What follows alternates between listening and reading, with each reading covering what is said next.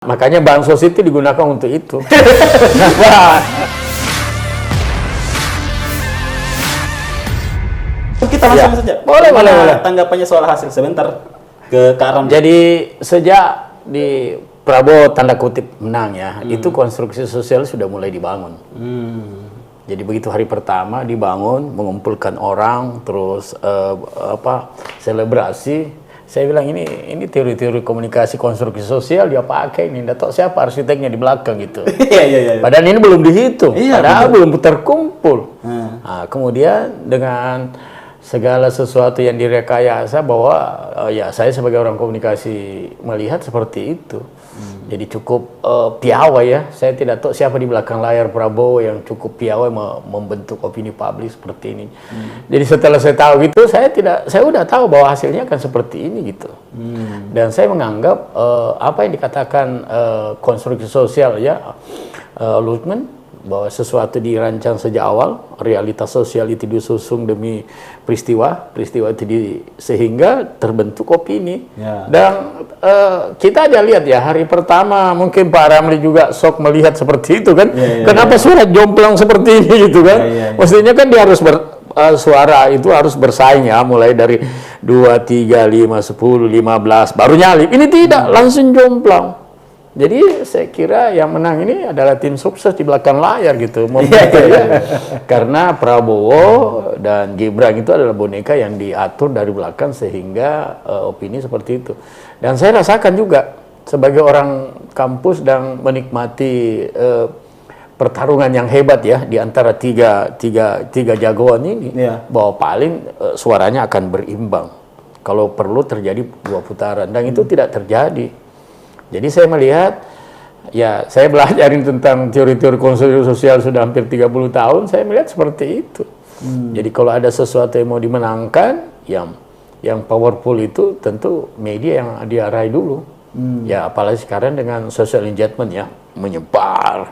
Kemudian dengan gaya gemoy, gaya iklan yang sifatnya anak muda gitu ya, Gen Z dengan milenial, mampu menghipnotis publik.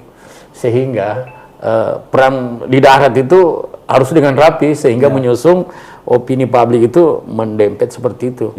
Saya katakan seperti ini, belum ada pengamat barangkali orang mengatakan seperti itu, tapi saya rasakan dalam pikiran saya, dalam batin saya menganggap ini susah untuk dilawan. Apalagi kalau melihat jejak rekam kekalahan Prabowo 3 kali kan.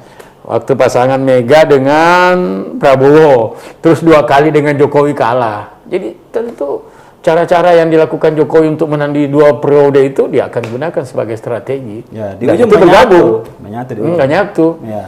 Ya, banyak sih sampai ada yang mengatakan seandainya seandainya Pak Anies mau sabar sedikit, itu juga mungkin dia bisa.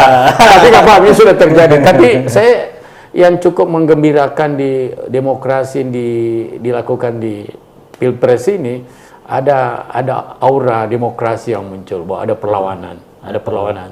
Jadi perlawanan kontestasi itu kelihatan. Siapa yang mengatakan bahwa Anies di antara 3 kandidat ini paling yang bisa mengimbangi itu cuma Ganjar kan? Nah itu ya memang di layar TV, di layar media menang, tapi pertarungan demokrasi itu kan one man one vote gitu. Dan masyarakat kita kan kita sudah tahu bahwa masyarakat kita itu hampir 65 sampai 70% itu tingkat pendidikan sekitar 65% gitu. Jadi itu berada di bawah. Sementara yang kita lakukan bagaimana penggalangan itu anak milenial cuma berapa, 30% dengan masyarakat kota. Kita lupa dengan orang yang tentang bagaimana kelompok-kelompok pragmatis ya dipakai untuk marginal. Makanya bansos itu digunakan untuk itu. Wah, ada di ujung ini bansos ini. Sampai bilang tidak berpengaruh. MK nggak apa-apa.